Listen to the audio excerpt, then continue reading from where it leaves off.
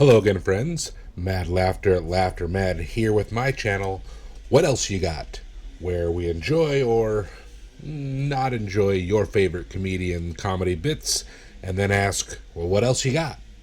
So the goal isn't to hate for hating's sake, but, to get to the bottom of what makes comedians and bits funny and what percentage of that is up to us, the viewer. I was thinking about this, and I was thinking about why, we laugh at some of the things we do when we know that they are, situations that you shouldn't be laughing necessarily if it was, an actual situation outside of a comedy club, right? No one can tell. I don't think anyone can tell me that they haven't laughed at something that, and then they looked around and suddenly noticed that no one else was laughing except for them. Or the flip side of the situation where, everyone's laughing, everyone around you is laughing, and then there's just this one person that's not laughing, and you're thinking, like, what the is wrong with this person? Like, why? How can they not be laughing at this thing? So, I'm just interested in what that is. I'm just really interested in what makes things funny to some people and not others. Like last time. Last time I watched a bit by Ali Wong. It was the first time ever, like almost everyone on this channel, first time having watched her. And, I'm getting the feeling that I may just have chose the wrong bit in my ignorance because I really didn't find it all that funny when I know a lot of people do.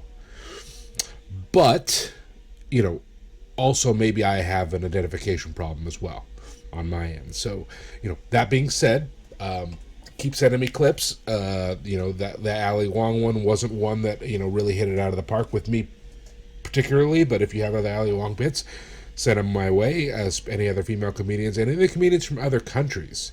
I'm also looking to look at other comedians from other countries. I'm interested in their comedy as well. That being said, thanks for everyone who's been commenting, sending me bit after bit. Have a lot of funny ones with a couple slackers in between. Today we're going to be listening to a bit from Bill Burr again. This is Bill Burr bit number 4, BBB number 4. I think it's 4 or 5. And it's the helicopter story. Full disclosure, I had an animated one downloaded first. The only non-animated one I could find was a very poor quality, but I was told that we should use that one instead, and instead of the animated one, so we're going to do that. So I've heard, like I said, full disclosure, we do this every time. I've heard Bill Burr do bits before. I can't talk right now. He's done bits on whether it's okay to put your hands on a woman. He's done the racial stereotype bits.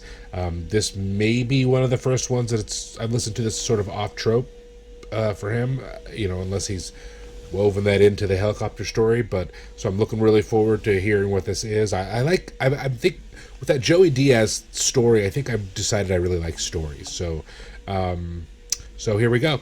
Excited to listen to this one. A joke about helicopters, a machine that could chop off 1,000 heads a second. So Bill Burr, excited to hear what you have to say. All right, what else you got?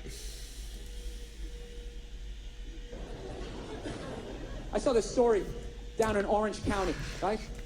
Down in Orange County, California. This guy gave helicopter tours for 30 years. 30 years without incident. Hands the business off to his son. The American dream. I built it up for 30 years. Here you go, son. Make the family and the family name proud. All right, Dad, I love you. All right? This poor kid, 5 days in. He's supposed to give a tour to a couple. Only the dude shows up. The kid thought it was weird, but he's like, I need the money. I got to give him a tour, right? So he takes this guy up. 10 minutes into the tour, the dude fucking jumped out. Yeah. 5 days in. 5 days in from the balloons and the cake. We love you, son. Keep the family tree going. The tradition alive. 5 fucking days later, this kid, he probably barely had the speech down. Just sitting there flying the helicopter. All right, if you look out the left side of the aircraft, over 27 miles of beaches. Put your seatbelt. 27 miles of beaches. Was established in 1903. Sir, please don't open the door. Sir, what are you doing? Sir, no, don't! Oh no. Oh yeah. Oh. What the fuck? Oh. Oh man. Fuck! Air traffic control. I don't know who's on this frequency, but you really need somebody to jump out of the fucking helicopter.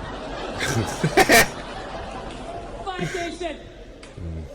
So I read further into the story. Turns out the guy who jumped out, he was 61 years old, terminally ill. He was in pain every day. They couldn't figure out what was wrong with him, and he had had enough. At that point, that guy immediately became a hero in my world, right? You know what I love about him? Not only did he make the decision, he didn't go out like some pussy, right? Handful of pills, watching a romantic comedy, wrapped in an Afghan that Nana made. Fuck that. Guy went out like a man. Take me up in a chopper. I'm looking at the land I love, and then I'm jumping out like a superhero. I loved it. Yeah. This guy should have been wearing a fucking cape. I can't imagine how elated he must have been on that helicopter ride up after finally, just taking back control of his life. Like, fuck you, disease. I decide. Ripping tubes out, gets a burger, shotguns a beer. Take me up in the chop. He probably had his fucking foot on the dashboard. He's not even listening to this guy giving the tour, right? Over 27 miles of beach. Just put your seatbelt back on. Established as a county in 1903. Sir, please don't try to open the door. Don't do that!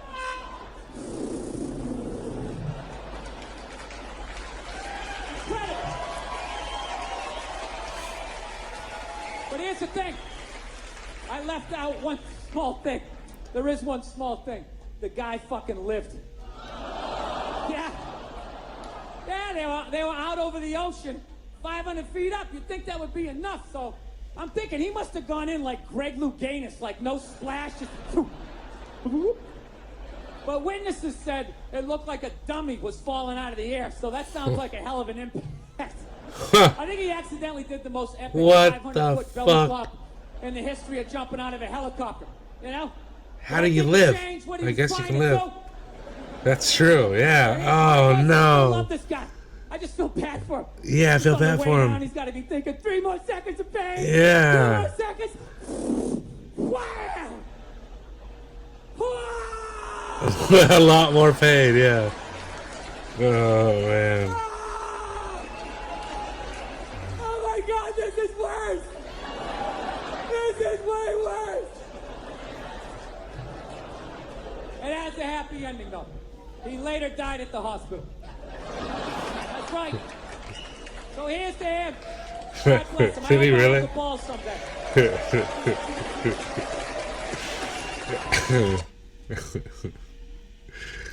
Okay. That was, again, Burr bringing the funny. Listen, I have an announcement to make, everybody. Bill Burr has a funny delivery. And he tells jokes in a funny way. Newsflash. So that's what I know. And then now it becomes whether or not you identify with a particular joke or not, right? So now we've established once you like a comedian for the way he. So if you know he's a good joke teller, a good storyteller, that's one thing. Okay, that's awesome. That's perfect. And then, does he have a mannerism? Okay, so now you have all that down that you like, that I've identified I like, and I'm identifying with him on other levels. Now it comes down to, is just the joke or the bit he's telling just purely funny. So this one here, he's just telling a story essentially, which is great. Stories don't generally have joke after joke after joke a lot of times. Sometimes they're interspersed, so I had to remember about that, and I think I only really laughed once or twice in this whole thing. I thought the whole story was amusing, it was funny, it was clever, but again, the way he told it was probably more clever than anything else. I think I've laughed harder at other Bill Burr bits, but this is the first one I think where I like, the entire story as well. Essentially the first, so let's deconstruct it real quick here. The funniest joke of the whole thing was at the beginning where he said the guy barely had his speech down before the guy dude jumps out. I mean, I can just imagine, like, it's stressful enough, right? You're starting a job and everything. You're flying a helicopter where people crash and die all the time, and so you're sort of worried about that. And then the dude next to you decides that he's just gonna, like, bail. Like, I mean, it's sort of unfair to the helicopter pilot, this guy doing that. I mean, you can't think of other ways. But, again, Burr, like he said, give this guy a medal or a cape. If he would have had a cape on, it would have been awesome to see. In your mind, right? The guy jumping out of a thing with a cape, especially knowing that he lived. Now, the last part we talked about last time or a couple times ago was the finisher, right? The closer, the killer closer. Stanhope was talking about that. What did you guys think about Burr's closer on this? He closed with basically, he lived, but then he died later in the hospital. So I guess it'd be if I knew that for a fact he actually had died in the hospital. I know it sounds weird, but I think I would have laughed harder at that. But I don't know if he did. So I don't know if Burr is doing that for the laugh, and therefore I don't think it's funny. As funny. Anyways, hope someone gets what I mean by that. But overall, another funny one from Bill. I think I'm going to start ranking these. I think as we get past the number 10 or 11 or 12 videos, I'm going to start ranking the top 10 videos on my whiteboard. And top 10 jokes, or bits.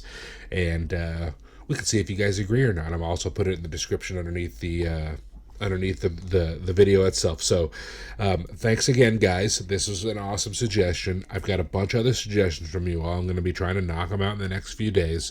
Thanks for coming to the channel. Please subscribe. Hit me up in the comments. Let me know some other things that you want me to look at. Let me know what you thought of this Bill Burr helicopter story. Was it his best? What were the strong points? What were the weak points? Do you agree with what I have to say? Do you disagree? And any other thing under the sun that you can think of to comment. Let's hear it. Please subscribe. Laughter Mad at Mad Laughter. Mad Laughter at Laughter Mad. See, it's late in the day, guys. It's late in the day. Thanks for listening, and talk to you later.